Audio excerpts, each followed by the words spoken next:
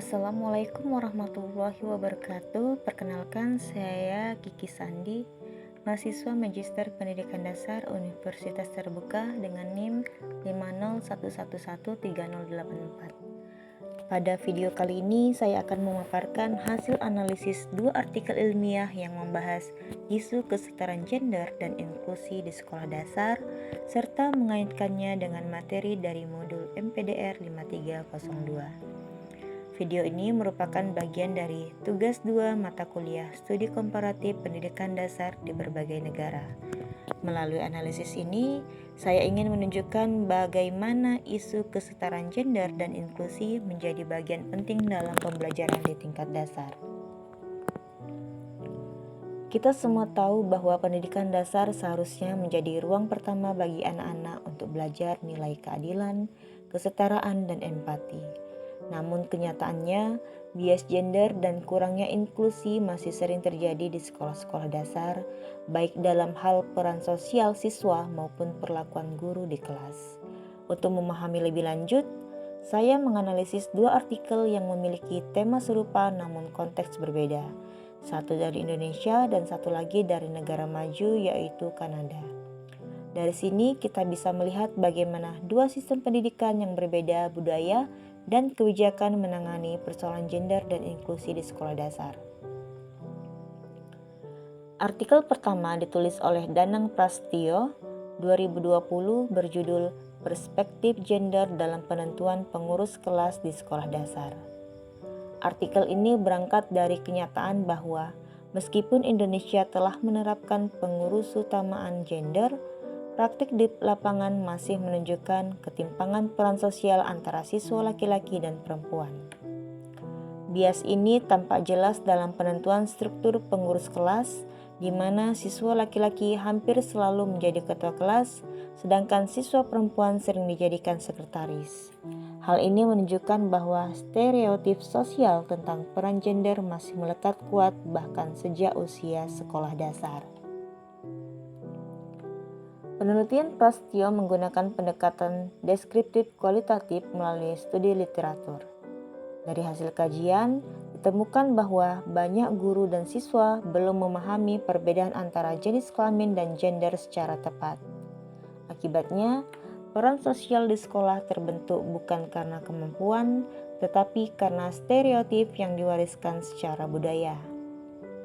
Prastio menegaskan bahwa guru memegang peranan kunci dalam menghapus bias tersebut, misalnya dengan rotasi jabatan kelas, memberi kesempatan yang sama bagi semua siswa, serta mengintegrasikan nilai kesetaraan dalam pembelajaran. Sebagai guru di UPTD SD Negeri 22 Sampean, saya pribadi melihat fenomena ini terjadi di lingkungan saya sendiri. Seringkali siswa laki-laki langsung dipilih sebagai ketua kelas tanpa pertimbangan kemampuan atau minat. Setelah membaca artikel ini, saya mulai menerapkan sistem rotasi jabatan pengurus kelas sekaligus memasukkan nilai kesetaraan gender dalam mata pelajaran PPKN. Hasilnya cukup terasa, siswa perempuan menjadi lebih percaya diri sementara siswa laki-laki belajar untuk lebih empatik dan menghargai teman perempuannya. Hal ini membuktikan bahwa perubahan besar dapat dimulai dari langkah-langkah kecil di ruang kelas. Selanjutnya, kita beralih ke konteks internasional. Artikel kedua ditulis oleh Callaghan dan rekan-rekannya tahun 2024 dari University of Calgary, Kanada. Artikel ini membahas bagaimana anak-anak LGBTIQ+ di sekolah dasar masih menghadapi berbagai hambatan dalam memperoleh lingkungan belajar yang aman dan inklusif, meskipun secara kebijakan negara-negara maju telah berkomitmen pada kesetaraan gender dan keberagaman identitas. Callaghan menemukan bahwa di banyak sekolah dasar, heteronormativitas dan cisnormativitas masih menjadi norma sosial yang mendominasi. Artinya, identitas di luar laki-laki dan perempuan konvensional seringkali tidak diakui atau bahkan dianggap salah. Kondisi ini membuat siswa LGBTIQ+ lebih rentan mengalami penolakan sosial, kecemasan, hingga depresi. Oleh karena itu, penulis menekankan perlunya intervensi menyeluruh di seluruh elemen sekolah, mulai dari guru, kepala sekolah, orang tua, hingga budaya sekolah, agar lingkungan belajar benar-benar aman, inklusif, dan sportif bagi semua anak. Dari penelitian ini, kita belajar bahwa pendidikan dasar adalah titik awal yang paling efektif untuk menanamkan nilai kesetaraan dan empati sosial. Callaghan menekankan pentingnya kurikulum inklusif berbasis hak asasi manusia yang tidak hanya menguntungkan siswa LGBTIQ+, tetapi juga membantu semua siswa belajar menghargai perbedaan. Dengan begitu, sekolah dapat menjadi tempat tumbuhnya solidaritas sosial di mana setiap anak merasa dilihat, diterima, dan dihargai tanpa syarat identitas. Jika dibandingkan, kedua artikel ini memiliki benang merah yang sama, yaitu peran penting guru dalam mewujudkan kesetaraan gender di sekolah dasar. Perbedaannya terletak pada cakupan konteks dan pendekatan.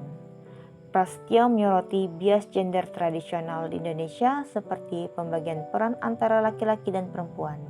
Sedangkan Callaghan berbicara dari konteks global dengan fokus pada inklusi identitas gender yang lebih luas, termasuk siswa LGBTIQ+. Keduanya sangat sejalan dengan materi MPDR 5302, terutama dalam hal penanaman nilai keadilan, kesetaraan, dan pendidikan yang berpihak pada semua peserta didik. Sebagai penutup, kedua artikel ini memberikan pesan yang sangat kuat bahwa kesetaraan gender bukan hanya urusan kebijakan, tapi praktik nyata di kelas.